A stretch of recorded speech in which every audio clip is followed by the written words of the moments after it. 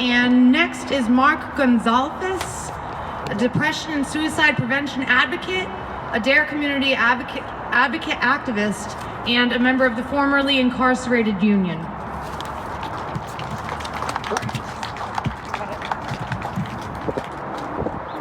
Thank you.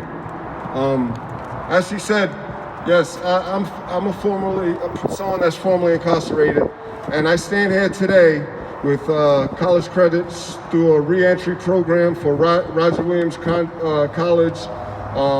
I've participated and supported bills that have passed for things that help our communities and people that were formerly incarcerated to be rehabilitated. I today work with people with mental health issues and addiction, and all that wouldn't be possible if I wasn't out and if I didn't get the necessary help that I needed.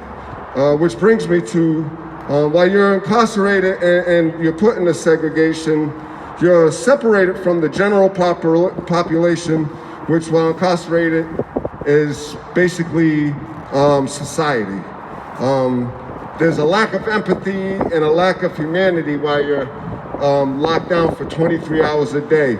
I found myself reading the ingredients on like bottles of powder and the ingredients of the toothpaste, just to have something, to read to kind of construct my mind, so I wouldn't sit there and just be in my own head.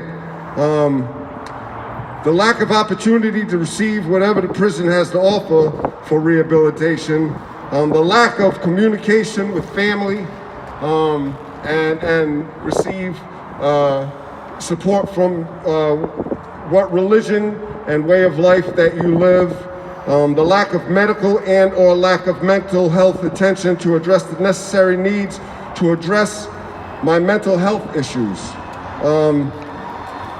The injustice to pay my debt to society for the term of my incarceration so I can correctly address the reason I was sentenced for my drug charges, which are medically recognized as a medical diagnosis. So, I'm incarcerated inside a cell 23 hours a day, and I'm already going, prior to being there, having mental health issues. The trauma that I went through as a child growing up, and now all of that is just sitting in my head while I'm staring at these walls. Excuse me. It was so bad that, pardon me, it was so bad that there was a nickname for segregation in one of the other units, and it was called the Green Monster.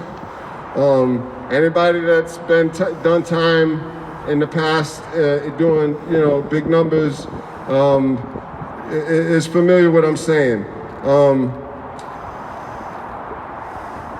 You also, while you're in the segregation unit, you're not able to utilize the ability to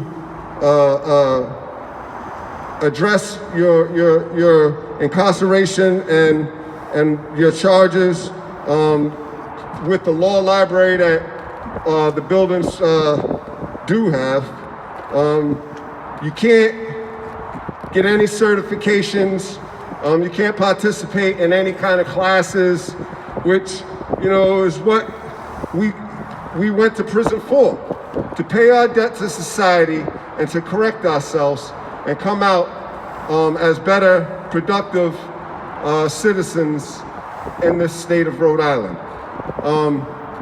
The mental health issue is just very sitting there while you're in there. All you have is your bunk. You do push-ups. And you just look at the walls.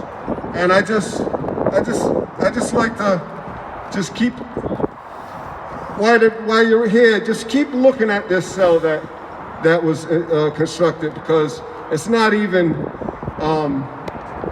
as bad as, of course, when you're inside there. I thank everybody for coming out here, and thank you for listening to what I had to say, and hopefully it resonates you know, and helps to make a better decision to change this and have this bill passed for, and it's a big waste of space too, as well as, you know, the finances that it costs to run that, the finances that it costs to run that building. You know, they haven't used the yard in, I don't know, probably 15 years. But I'd like to thank everybody, and that's about what I have to say today. Thank you.